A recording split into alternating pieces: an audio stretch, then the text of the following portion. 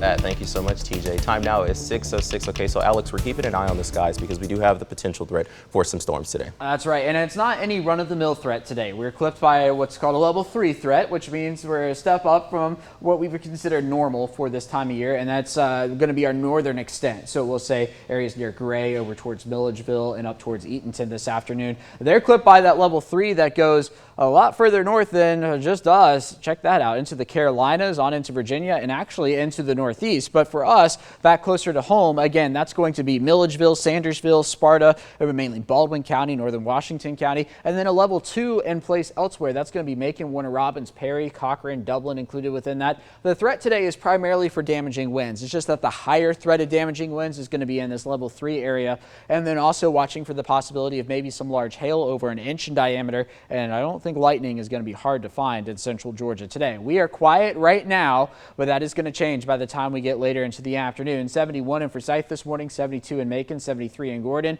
and in Swainsboro this morning, 72 waking up in Unadilla, and 73 in Montezuma, where the kids get to sleep in this morning. School is closed in Macon County this morning due to a water main break there in Montezuma and Oglethorpe. Elsewhere across the southeast, still 88 in Dallas at 5:07 in the morning. You can see storms back out into, we'll say, northwest Arkansas on into Oklahoma. There's actually a front draped right across the Ohio River this morning that is sliding down to the south, and that's going to drive our storm threat as we get later into the afternoon. So quiet through the noon hour, just a quick warm up. 97 already in Macon, 95 in Warner Robins. This latest run of Future View does have us touching the triple digits in Macon. I put our high temperature at 99. We'll see as we work our way into the afternoon.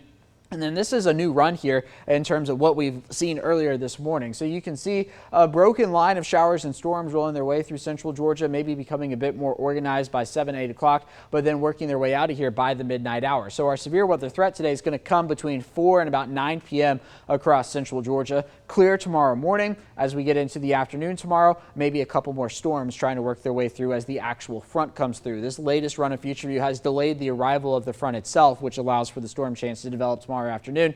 That is new. We have not seen that in previous model runs, so I haven't necessarily driven up tomorrow's rain chance just yet, but there's still time. We'll keep an eye on it. There we go for Wednesday morning. Clear across central Georgia. As we get into Wednesday afternoon, just a couple of scattered showers and storms. Today also going to be a hot day in central Georgia. Heat index values 105 plus. That's what the heat advisory is in effect for.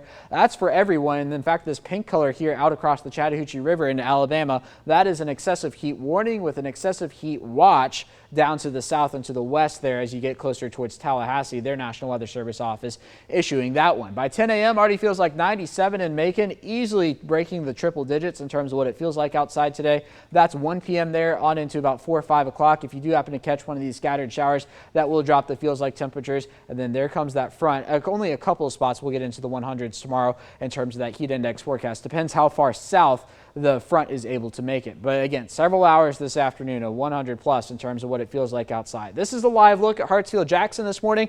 Something I want to make you mindful of. If you have a flight out of Hartsfield today, the delays are already stacking up. In fact, there are a number of cancellations as well. So maybe check the status of your flight before you leave home and head up towards the airport. Back to school today in Johnson County, 74 this morning at the bus stop, 99 headed home from work and school watching the storms later in the day. A 70% chance of rain today. Now, based off what I saw earlier this morning, I put a 30% chance of rain on Tuesday. That might go up here in the hours to come based off when that cold front comes through. On into the middle part of the week, temperatures in the mid-90s.